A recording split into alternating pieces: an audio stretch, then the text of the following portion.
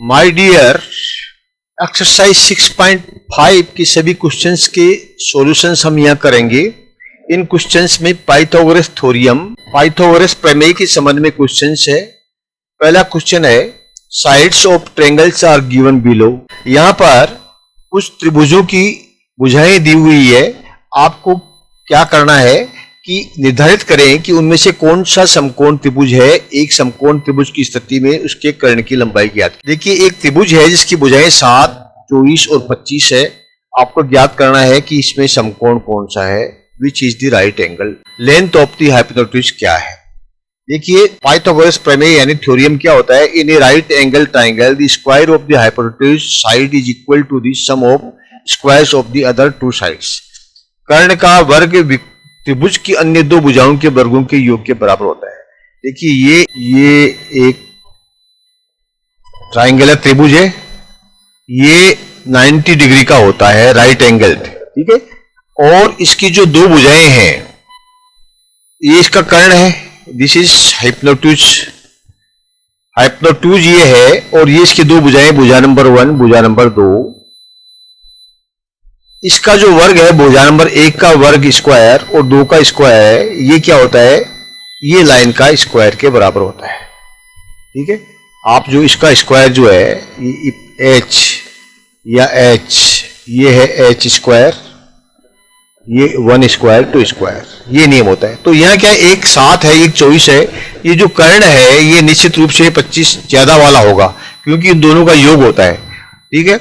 यानी कि साइड 1, इसको मान लीजिए आप ए मान लीजिए, इसको बी मान लीजिए, यानी A square plus B square is equal to H square, ठीक है। इन दोनों का स्क्वायर करने के बाद जो योग आएगा वो इस कर्ण का योग आएगा। यहाँ क्या है, A square 7 centimetre, 7 square plus 24 square is equal to 25 का स्क्वायर। ओके, तो 7 और 24, 7 का कितना हुआ 49, 24 का कितना हुआ, 24 का स्क्वायर 576, दोनों को जोड़ा कितना हुआ 625, ये 25 का स्क्वायर है।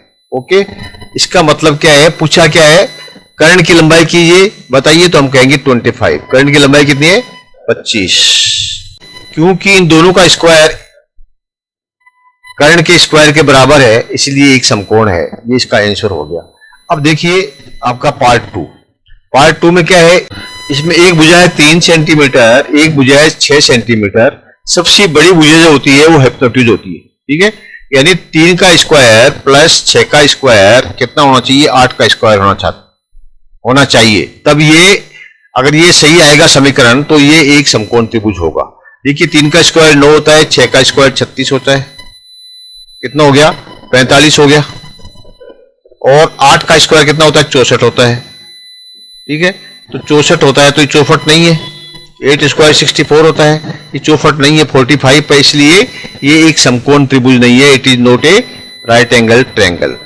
कर्ण कितना है 45 का रूट 45, 45 का जो वर्गमूल होगा उसका कर्ण की होगी। कर्ण की लंबाई ये है और ये राइट एंगल ट्रायंगल नहीं है, क्योंकि ये 64 नहीं आया है। अगर 8 होता, 64 आता इसका टोटल, तो इसका जो कर्ण है 8 होता, लेकिन ये 64 नहीं है। क्लियर, ये एक राइट एंगल ट्रायंगल नहीं है, इसीलिए हाइपोटेन्यूज की लंबाई बताने की जरूरत नहीं है आपको। In case of A right angle, अगर ये एक समकोण त्रिभुज है, तभी आपको कर्ण की लंबाई बतानी है। ओके, तो ये समकोण त्रिभुज नहीं है। देखिए, पार्ट 3 में 3 दिशाएं हैं, 50, 80 और 100, ठीक है। तो 50 का स्क्वायर प्लस 80 का स्क्वायर अगर 100 का स्क्वायर आता है, ठीक है, तो ये एक समकोण त्रिभुज होगा, अदरवाइज नहीं होगा। 50 का स्क्वायर कितना हुआ 2500, ठीक है। 80 का स्क्वायर कितना होगा 6400, दोनों मिला के कितना हो गया 0098, ठीक है, 8900। अब 100 का स्क्वायर कितना होता है 100 गुणा 100, 10,000, ये कितना है 8,900। इसका मतलब ये एक समकोण त्रिभुज नहीं है। It is not a right angle triangle. पहला तो आपका ये हो गया। उसके बाद में क्या है, कर्ण की लंबाई बताइए, तो कर्ण की लंबाई कितनी होगी, इसका अंडर रूट कर दीजिए 89, इसका जो है अंडर रूट कर्ण की लंबाई ये होगी, ठीक है। लेकिन ये समकोण त्रिभुज है ही नहीं, इसलिए अगर ये राइट एंगल हो तभी आपको हिप्नोटिज की बतानी है, ठीक है। ये राइट एंगल नहीं है, इसलिए हिप्नोटिज की लंबाई बताने की आवश्यकता नहीं है। देखिए पार्ट 4, 5 सेंटीमीटर स्क्वायर गुणा 12 सेंटीमीटर स्क्वायर कितना होना चाहिए, 13 सेंटीमीटर स्क्वायर। जो सबसे बड़ी वाली है वो हिप्नोटिज आती है। 5 का कितना हो गया 25, 12 का कितना हो गया, ये प्लस का निशान है, माइनस का नहीं, 12 का कितना हो गया 144, कितना हो गया 169। 13 का स्क्वायर कितना होता है, 13 को 13 से गुणा करेंगे तो 169।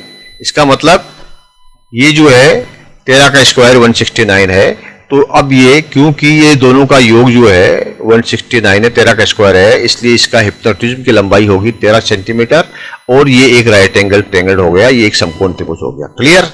देखिए इन सभी प्रश्नों के उत्तर जो है यहां पर दिए हुए हैं। ये देखिए प्रश्न है एक, पार्ट 1, पार्ट 2, पार्ट 3, पार्ट 4, ये आपका हिंदी के अंदर दिया हुआ है और यहां पर ये आपका इंग्लिश में जो है दिया हुआ है। आप इसको पार्ट 2 और ये देखिए पार्ट 3, पार्ट 4, ठीक है। आप इसको पढ़ करके भी पॉज करके पढ़ लीजिए और समझ लीजिए, आपको समझ में आ जाएगा। Clear. Thank you my dear student, please like and subscribe